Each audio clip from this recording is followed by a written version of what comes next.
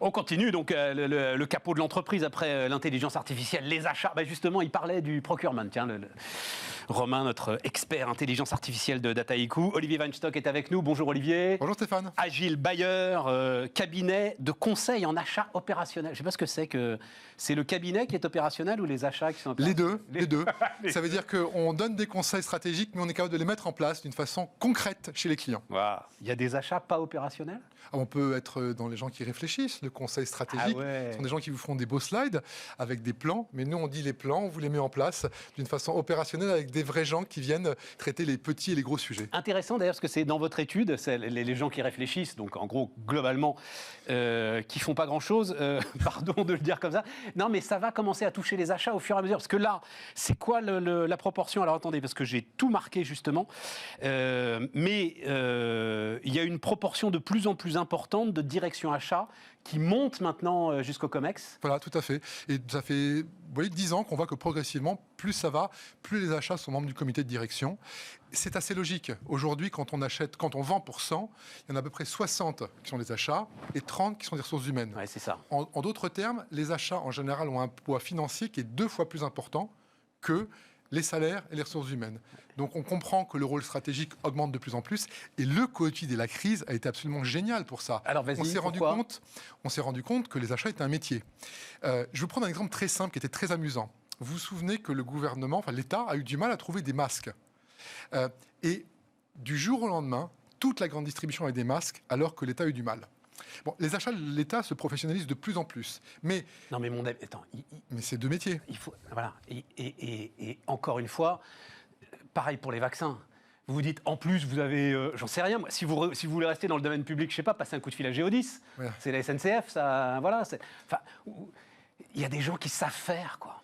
À un moment. Non, mais cette séquence, tu as raison, Olivier, est absolument passionnante. Parce qu'en plus, je crois que les acheteurs de la grande distribution l'ont vraiment vécu très durement dans leur chair. Ils avaient, eux, la capacité, ils avaient les contacts en Chine pour amener les masques, ils ont des bases les capacités de négociation, les bases d'achat, tout. Ils ont une relation qui est continue. Acheter, c'est une relation continue. C'est pas du ponctuel, c'est pas on va quelque part, on achète ponctuellement. Ils ont des relations qui sont durables avec les fournisseurs. C'est ça l'achat moderne, avoir des relations durables, complètes. Et donc effectivement, il y en a qui se sont fait piquer les masques sur le tarmac, mais c'était pas les acheteurs non, et puis à la limite, ça, c'est la vie. Tu te fais piquer le masque, mais tu sais que de toute façon, t'en as d'autres derrière. Mais je crois qu'en plus, ils auraient adoré servir le pays. Oh oui, je pense, oui, évidemment. Ils auraient adoré bosser pour rien et ils seraient défoncés pour acheter des masques pour l'administration. Sûr et certain. Donc les achats sont un métier. Pourquoi est-ce que c'est de plus en plus représenté? Parce que les achats sont un métier, qu'il y a des bons professionnels. On va se le dire entre nous, il y a 10 ou 15 ans, il y a 15 ans, vous tombiez dans les achats, c'est que vous aviez fait une connerie. Maintenant, on attire des bons. Il y a des gens de meilleurs parce qu'il y a une compréhension du rôle stratégique et du rôle stratégique à différents moments. Il y a des moments où, certes, il faut réduire les coûts, il y a des moments où il faut réduire le time to market, il y a des moments où il faut améliorer le cash, améliorer le chiffre d'affaires, créer de l'innovation. Je ne sais pas si tu as déjà été dans des points innovation, des journées innovation avec des fournisseurs, c'est un truc extraordinaire. Les fournisseurs amènent leurs innovations et là, on est dans un rôle d'acheteur extrêmement évolué, intelligent. On va travailler avec toutes les fonctions de l'entreprise. C'est excellent. Alors, là, le sujet, évidemment, c'est qu'aussi énormément de responsabilités pèsent sur l'entreprise et sont transférées sur la fonction achat. On est d'accord. Et évidemment, la première d'entre elles, nous dit-on absolument partout, et c'est là où je vois que ton étude est, pour le coup, puisée aux meilleures sources. Nous dit-on partout, ça y est, la RSE est aujourd'hui la clé. On va voir un des graphiques de ton étude. On peut peut-être voir le premier de ces graphiques. Voilà, moi, je l'aime beaucoup, ce graphique-là. Parce que ce graphique-là, il dit quand même la réalité des choses. Comment votre direction évalue-t-elle en priorité la performance achat? C'est d'abord les réductions de coûts. C'est d'abord les économies réalisées. Je le dis à 60% pour ceux qui nous écoutent à la radio en podcast. La RSE, alors oui, elle est passée de 0 à 3%, mais c'est que 3% aujourd'hui. C'est quand même ça la réalité des choses, Olivier, il faut le dire. Alors, là-dessus, on est dans un moment précis. Quand on regarde une autre partie de l'étude, on est en train de se rendre compte que les directions achats se sont rendues compte que pour atteindre un certain niveau d'économie, elles ont développé des approches RSE qui sont importantes, et cette année, particulièrement sur l'empreinte carbone. Maintenant, aujourd'hui, qu'au tenté d'aujourd'hui, on a envie de faire des réductions de coûts, c'est normal, c'est même sain. C'est-à-dire qu'aujourd'hui, et on le voit particulièrement, ça vient beaucoup des secteurs qui ont des problèmes globaux, comme l'automobile, comme l'aéronautique. Il y a un fonctionnement en bonne mère de famille. Quand l'argent rentre pas, on ne va pas le faire sortir. On est d'accord, Olivier, mais c'est pas 60%. Tu comprends, 60%, c'est pas l'automobile, l'aéronautique, c'est plus que ça. Voilà. Oui, il n'y a pas de honte à dire qu'on peut être dans une logique de réduire les coûts. On ne fait pas que ça. Et à vrai dire, on est peut-être dans une conséquence, parce que si on va un peu plus loin là-dessus... Non, attends, reste là-dessus, parce que c'est super important. On reste là-dessus. Par exemple, quelque chose qui n'est pas là-dessus, c'est la démarche qualité. La démarche qualité, elle est complètement intégrée. On ne peut plus faire le procès aujourd'hui aux directions achats qu'elles ne s'intéressent pas à la qualité. C'est plus vrai. C'est intégré. Il y a des systèmes intégrés. Et maintenant, la RSE, c'est presque le sujet d'hier. Le sujet qui revient beaucoup quand on regarde, c'est l'empreinte carbone, parce que ce n'était pas un sujet qui était tellement traité. Mais ça fait quand même des années que la RSE est rentrée dans les mœurs. Oui. Et tout ce qui est fait aujourd'hui contribue. Prenons un exemple. Une des conclusions, c'est dire qu'on le relocalise. Relocaliser, c'est faire plus proche. Et donc, on a beaucoup de composantes qui amènent à cette logique RSE. Et ce n'est pas l'objectif direct. Parce que relocalisation, là encore, je prends tes chiffres. C'est pour ça, cette étude est formidable. C'est 30% des directions achats qui parlent de relocalisation. Oui. Et pourquoi ? Pour robustesse de la supply chain. Tout à fait. Parce que la grande affaire du Covid, c'est justement, on s'est rendu compte des moments où il y avait des maillons faibles sur la supply. Mais je pense que si on prenait le même graphique et qu'on posait la question à des vendeurs, et qu'on dirait, tiens, le rôle des vendeurs aujourd'hui, c'est particulièrement d'augmenter les prix et d'augmenter le chiffre d'affaires, ça choquerait personne. En tout cas, de les défendre. De les défendre, mais ça choquerait personne. Ouais. Donc pourquoi mettre une pression sur les acheteurs, particulièrement que sur les vendeurs ? Je ne mets pas de pression sur personne. Moi, j'aime qu'on dise ce qui se passe. D'accord. Voilà. Et donc, cette émission, elle est là pour raconter ce qui se passe, et ce qui se passe, c'est ça. Et donc, une des 4 conclusions de l'étude, c'est qu'effectivement, spécialement cette année, pour la première fois depuis 2006, il y a une augmentation de la pression sur les économies. Oui, et on a passé on se voit tous les mois de janvier depuis 6 ans, ouais. Eh bien, les années précédentes, on a dit l'inverse. Pour la première fois, on dit oui, cette année, il y a un sursaut sur les économies qui est plus important.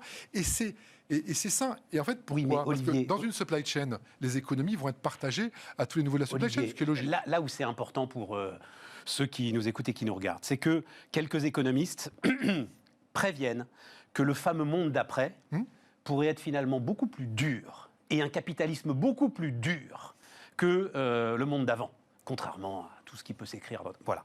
Donc c'est pour ça que j'aime bien quand de temps en temps on a des chiffres qui nous donnent la réalité de ce qui se passe. Et j'aimerais que dans ce cas-là, on s'arrête 2 secondes. On va revenir 20 ans en arrière sur la même logique. Il y a 20 ans, on cautionnait l'automobile ou la grande distribution d'être trop dur avec leurs fournisseurs. Ouais. Moi, je suis désolé, quand on regarde ce qu'a fait la grande distribution ou l'automobile il y a 20 ans, grâce à leur exigence, ils ont créé parmi leurs fournisseurs des champions mondiaux. Aujourd'hui, l'automobile a créé des Valeo, des Faurecia, qui se débrouillent partout dans le monde. Et oui, Renault et Peugeot étaient très durs avec leurs fournisseurs il y a 20 ans. Ils le sont toujours. Mais ils ont fait des bons. C'est la même chose pour la grande distribution. La grande distribution est dure. Aujourd'hui, on a des champions français du FMCG de la grande distribution, des L'Oréal, des Danone. Ils ne sont pas nés naturellement. Ils ne sont pas nés comme ça. Ils ont eu des clients qui leur ont apporté cette exigence. Dire qu'être exigeant, y compris en termes de coût avec ses fournisseurs, est mauvais, non, c'est bon. C'est intéressant. C'est des gens qui font de la grande distribution, qui font du volume. Non, mais Olivier, j'entends. On ne peut pas se dire que c'était une connerie. Il y a 20 ans, tu peux aussi reprendre la période 2009-2010, où l'industrie automobile a complètement détruit une chaîne de sous-traitance qui lui a coûté des millions, des dizaines de millions et des centaines de millions à constituer derrière. Mais attends, parce qu'on va voir un autre graphique maintenant, qui quand même est très intéressant. Voilà, celui-là est aussi très intéressant, c'est-à-dire la gestion des risques. Et donc, sécurisation des approvisionnements, qui est évidemment très nettement en tête. Respect des délais de paiement, ça y est, ça s'impose. Tout à fait. Donc là, on est sur quelque chose qui vraiment est au cœur des réflexions des directions achats, même si ça ne dépend pas toujours d'eux, il faut bien le dire. C'est vrai. Loi Sapin 2, la compliance, ouais. L'ensemble l'éthique de ce qui pèse sur les entreprises, la gestion de la protection des données et le risque de réputation. Très intéressant, ça. Ça a doublé. En 1 an. Ça veut dire que les acheteurs, et ça, c'est les acheteurs doivent aller tout au bout de la supply, de leur fournisseur, Tout à fait. pour voir s'il n'y a pas là Une pomme pourrie qui va contaminer toute l'entreprise. Et sur la sécurisation des approvisionnements, il y a une actualité qui est forte. Par exemple, il y a un mois, Volkswagen a dit moi, je vais réduire mes productions parce que j'ai des problèmes d'approvisionnement en composants électroniques. La semaine dernière, Daimler a dit la même chose. Et là, tous les constructeurs sont en train de dire on va être obligé de réduire notre production parce qu'on a des manques de composants électroniques. Donc, et c'est pour ça que tu dis que le rapport de force est aujourd'hui finalement rééquilibré. Tout à fait. Entre les fournisseurs et les acheteurs. On a un rééquilibre qui se fait d'une façon assez forte. Et ce que moi j'appelle les fournisseurs tyrans commencent à se calmer un petit peu.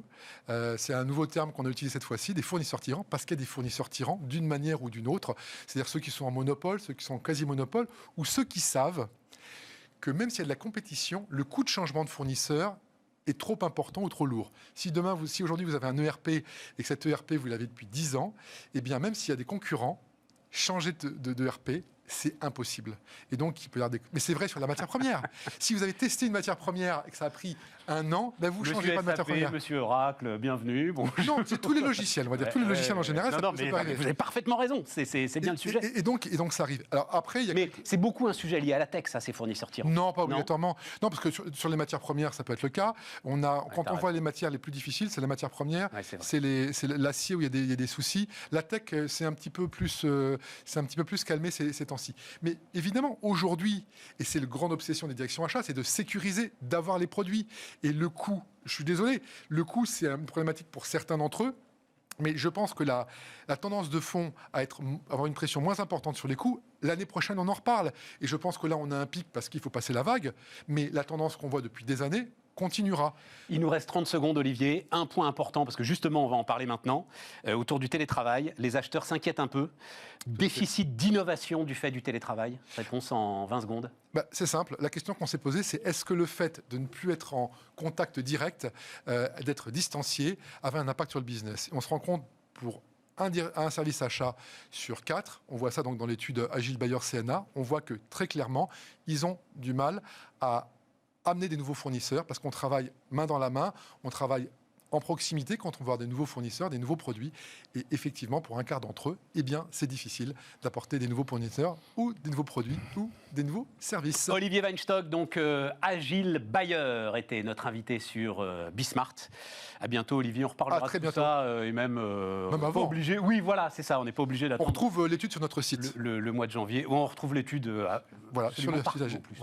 Très, très largement diffusée. Les amis, on continue Bismart.